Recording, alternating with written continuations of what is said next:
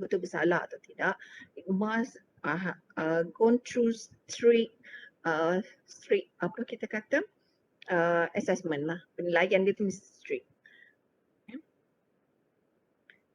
Kalau kata untuk student undang-undang, they will learn criminal subject ni as criminal 1, criminal 2. Memang besar lah, maksudnya banyak konsep yang akan dibincangkan in terms of criminal offences. Okay, but for your knowledge as management of technology student, I just give you a few information just for your knowledge lah. Okay, and this for the sake of your knowledge. So class, is there any question referring to type of offences before we go to the classification of law? Ada soalan? It seems that no question, that we go to the classification of law. Okay, next slide. Okay, on classification of law. Tadi kita dah bincangkan berkenaan dengan jenis-jenis, okay, kesalahan. Right now we go to the classification of law. Kita nak lihat kelas undang-undang, kategori undang-undang ni.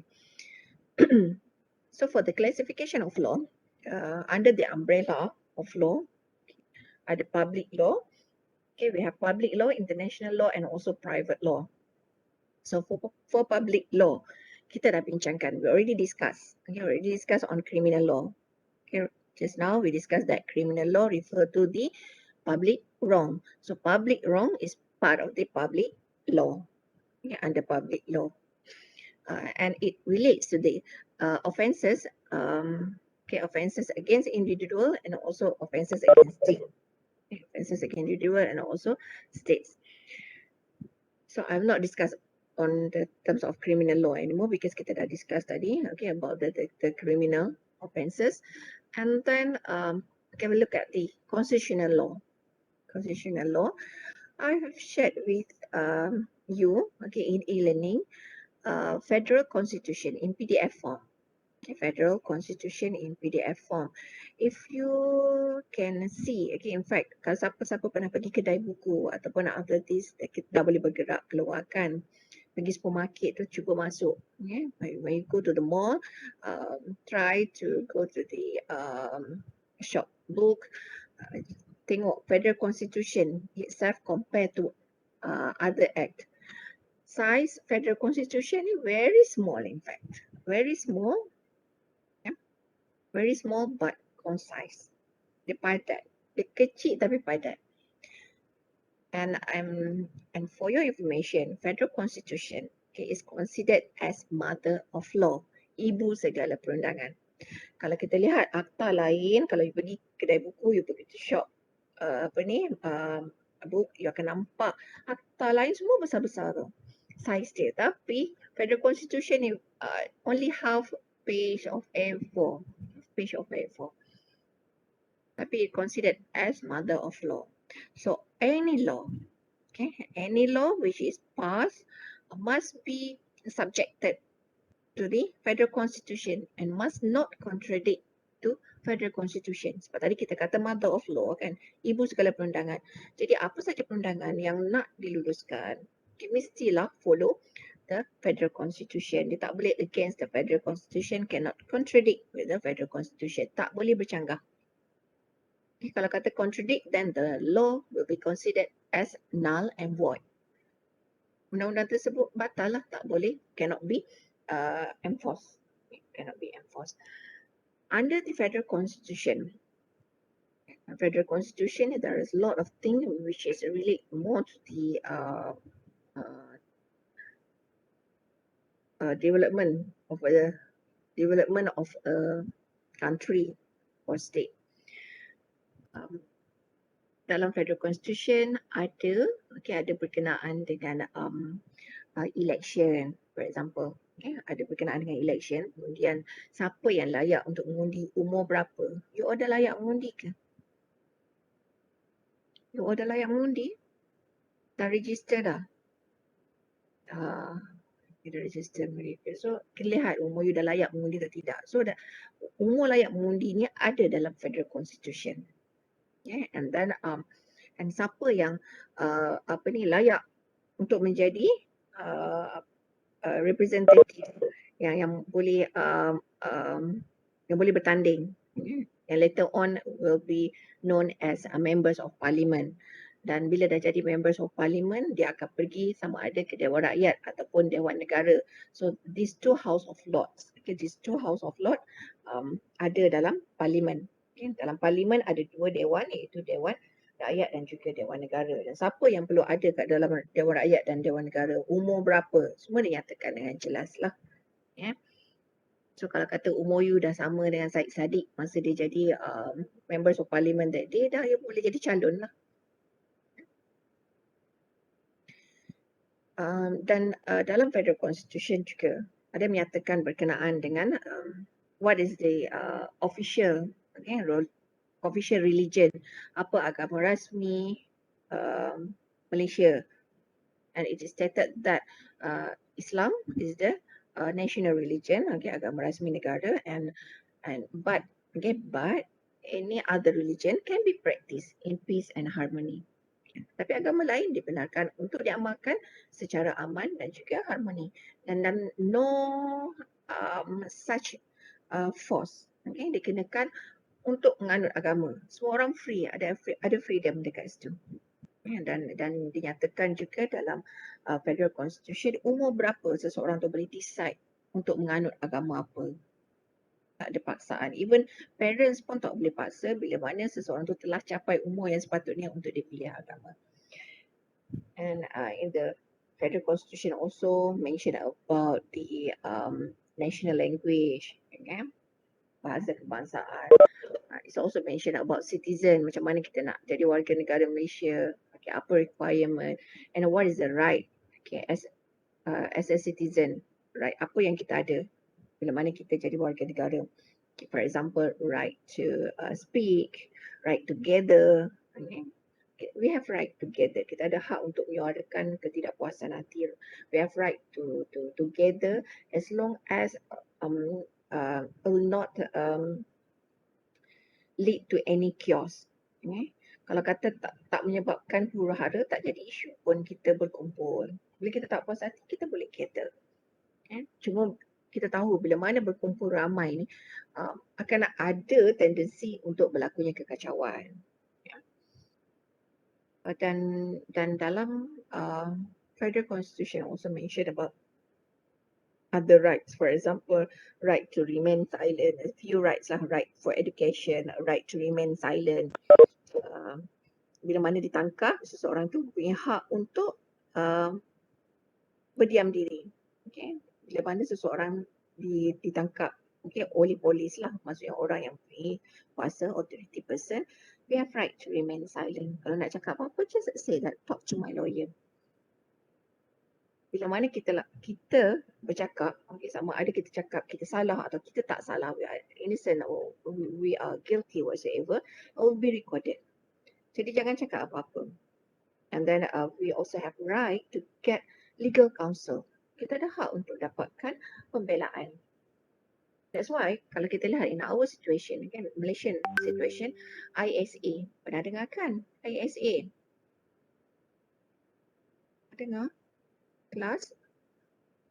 Akta? ISA? Dan ni semuanya petang ni, tidur, risau pula ni. Aida Safitri is Aida from Indonesia ya?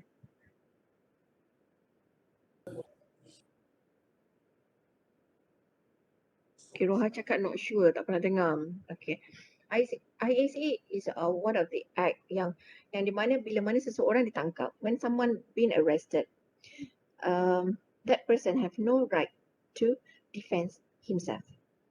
Tak ada right untuk membela diri. Ditangkap terus saja disumbat dalam penjara. Tak boleh nak question apa-apa. Nak bela diri pun tak boleh. That one is ISA. So that one we consider as against the human rights. So that act been abolished. Dah dimasukkan dah dibatalkan di Malaysia dan it been replaced by OSA.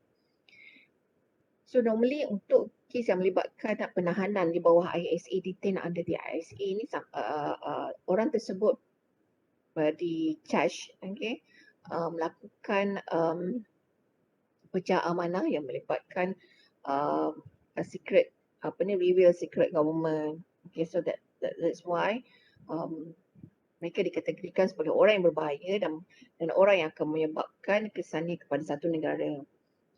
Tapi bila mana seseorang ditangkap dan tiada diberi hak untuk mempertahankan diri, so kita katakan against human rights. ISA be that boleh, you boleh google lah. Okay, kat Malaysia ni dah tak ada dah ISA. Okay, ada a few of minister in Malaysia yang ditangkap which been charged under the ISA lah.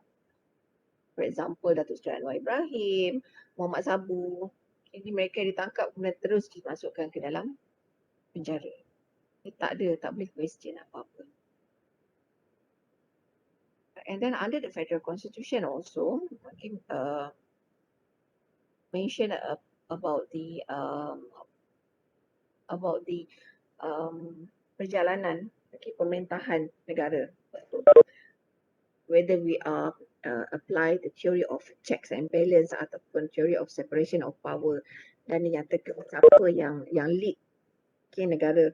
We have yang di Pertuan Agong. Yang di Pertuan Agong akan mengikut cycle 5 tahun, dan kemudian akan dipilih yang di Pertuan Agong yang baru daripada sultan-sultan setiap negeri lah. Ada cycle dia. Dan apa role and function of YDPA, and what are Prime Minister function dia apa, Member of Parliament punya function pun ada dalam Federal Constitution. So all of that been discussed in detail in the Federal Constitution. That's why kita katakan Federal Constitution is considered as mother of law. Dalam akta lain tak membincangkan tentang perjalanan pemerintahan sesebuah negara. Jadi kalau kata di Malaysia we have several states, and every state tu akan ada sultan. Setiap negeri akan ada sultan. Tapi ada juga negeri yang tidak mempunyai sultan. So untuk negeri yang ada sultan, sultan akan lead lah.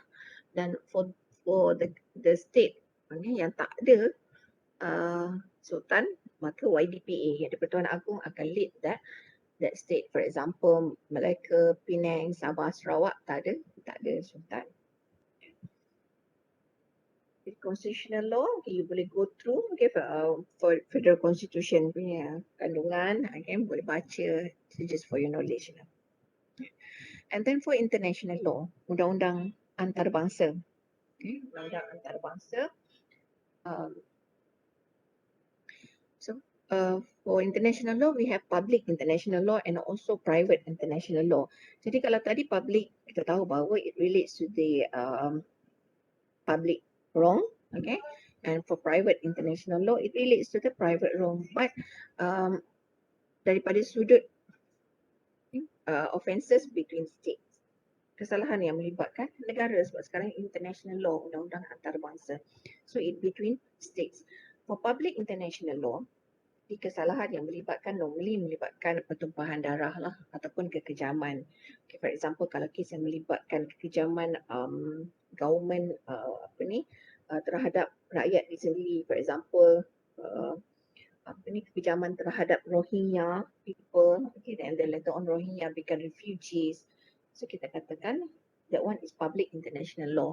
Ataupun pembunuhan Bosnian, orang Bosnia oleh Serbia, that one is public international law. And ataupun pencerobohan yang dilakukan oleh US terhadap Iraq, that one is public international law.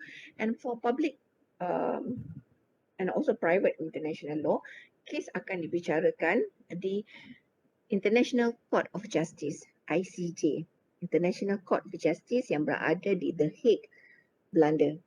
The Hague, Belanda. So that one is International Court of Justice yang akan entertain any case which relates to public or private international law, case which involve between states or country.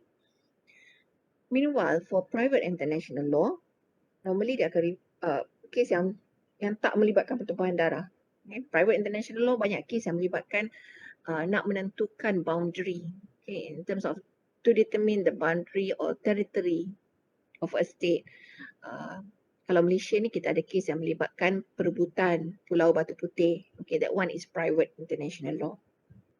Perebutan pulau, dia tak melibatkan pertumpahan darah, dia nak rebut pulau je. So that the island, okay, become a dispute due to several reason lah. Okay.